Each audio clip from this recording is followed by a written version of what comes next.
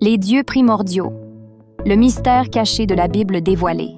Avez-vous déjà questionné le sort des dieux anciens, ces figures puissantes vénérées par de grandes civilisations, et pourquoi elles semblent avoir disparu des récits sacrés? Pourquoi la Bible, ce texte considéré comme sacré par des milliards, semble-t-elle avoir réduit ces entités au silence? L'histoire que nous connaissons de la spiritualité humaine est une version soigneusement éditée. Aujourd'hui, nous levons le voile sur l'autre côté de cette histoire, celui qui a été délibérément oublié. Contrairement à ce que l'on pourrait penser, la Bible dissimule plus qu'elle ne révèle. Ce n'est pas une théorie du complot, mais un fait documenté par des spécialistes du monde entier. Les dieux primordiaux, tels qu'Elohim, Baal, Marduk, Asherah et Anunnaki, faisaient partie intégrante de l'imaginaire spirituel de civilisations telles que les Sumériens, Cananéens et Babyloniens. Pourtant, ils sont à peine mentionnés dans les églises d'aujourd'hui. Pourquoi ces figures ont-elles été effacées? Prenons Elohim par exemple. Ce nom apparaît maintes fois dans l'Ancien Testament. Bien qu'il soit un pluriel signifiant Dieu, il a été interprété comme singulier dans l'histoire. Est-ce une coïncidence ou une manipulation spirituelle? Vous êtes sur le point de plonger dans l'un des plus grands mystères spirituels de tous les temps. La réécriture intentionnelle de l'histoire sacrée et l'effacement des entités célestes. Était-ce par rivalité ou par peur de leur influence? Dans cette enquête, vous découvrirez que le monde spirituel décrit dans la Bible n'est pas aussi simpliste qu'il n'y paraît. Vous comprendrez pourquoi ces dieux ont été réduits au silence et l'impact de cette omission sur la foi des croyants. Des preuves archéologiques montrent que des cultes à Yahvé et Asherah existaient, confirmant qu'à un moment donné, cette déesse était vénérée aux côtés du Dieu d'Israël. Mais avec la centralisation du culte à Jérusalem, sa présence a été systématiquement effacée. Pourquoi transformer une histoire de pluralité spirituelle en un discours d'exclusivité divine?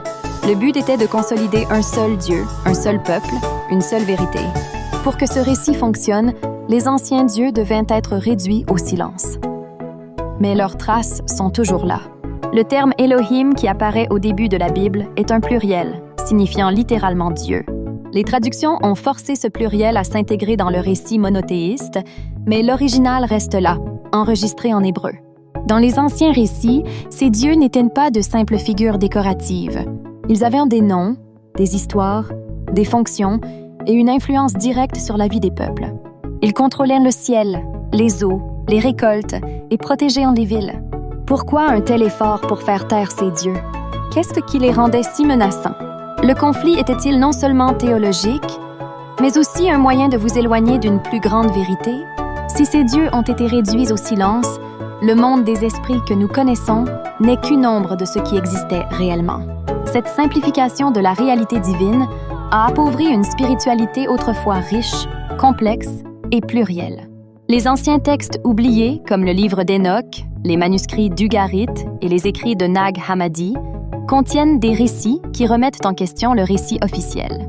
Ils parlent de conseils célestes et de guerres spirituelles cachées, soigneusement réduits au silence.